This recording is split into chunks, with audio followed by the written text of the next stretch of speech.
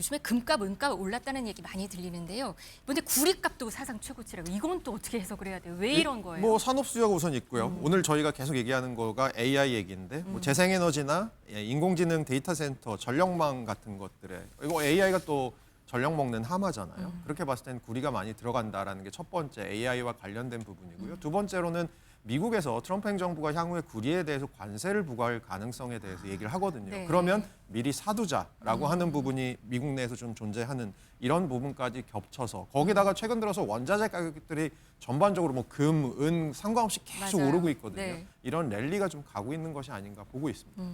이런 가운데 국제 정세 심상치 않습니다. 지금 미국의 베네수엘라 마두로 전 대통령 축출 이후 에너지 패권에 대해 이 얘기가 화두가 되고 있습니다. 중국과 미국 자원 전쟁으로 번지는 것 아닌가라는 우려도 있습니다. 그러니까 중국이 미국에 대해서 확실히 갖고 있는 몇 가지 무기 중에 하나가 히토류라는 무기가 있고 얼마 전에는 중국에서 공식적으로 은에 대해서도 수출 통제하겠다는데 은도 AI 산업과 굉장히 관련되는 중요한 자원이거든요. 네. 이런 측면에서는 미국이 조금 따급한 부분을 계속해서 건드리겠다라는 것이 어떻게 보면 중국이 미국을 정밀 타격하는 하나의 방법 같고 미국은 이거에 대해서 지금 뭔가 계속해서 활로를 모색하기 위해서 뭐 이번에 베네수엘라도 석유 얘기가 관련은 있지만 저는 그런 큰 연장선상에서도 또 볼 수 있다라고 판단하고 있습니다. 어제는 중국은 일본에 히토류 수출 금지 조치를 했습니다. 일본은 히토류 물량 60-70%를 중국에 의존한다면서요? 네, 맞습니다. 이게 이중물자라고 하는 건데요. 히토류 같은 것들이 민간에서도 쓰이지만 이게 군사적인 용도로도 쓰이기도 합니다. 예를 들어 반도체도 민간에서도 쓰이지만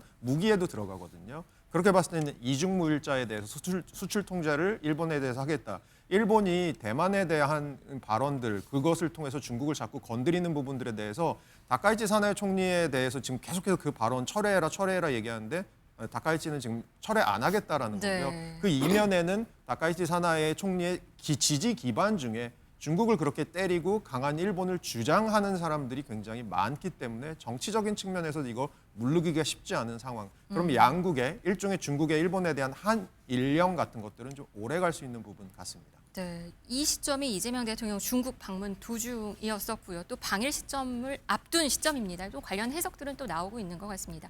그런데 또 중국 SNS에서는 우리가 또 미국처럼 대만을 공격하자 이런 내용의 게시물들이 또 올라오고 있다고 해요. 지금 베네수엘라, 미국, 뭐 일본, 중국, 대만 얘기가 많습니다. 네, 이게 사실 베네수엘라의 대통령을 미국이 이제 체포를 하면서 이게 한 나라의 대통령인데 범죄자처럼 이제 체포를 한 거잖아요. 어쨌든 미국 입장에서는 마약 사범이다라고 체포를 한 거고요. 이걸 보면서 이른바 국제 질서에 있어서 명분은 사라졌구나, 신뢰를 위해서 다 행동하는구나라고 하면서 그렇다면 중국이 대만을 침공하는 것도 중국의 신뢰를 위해서 벌어질 수 있는 일이겠구나라고 지금 시장은 국제적으로 약간 판단을 하는 분위기고요. 그래서 지금 SNS에서 뜨겁게 게시물은 퍼지고 있습니다. 네, 미국은 또 지금 서반구에 대한 패권을 또 노골적으로 드러내고 있는데요. 미국 국무부가 SNS에 올린 사진 하나 보시죠.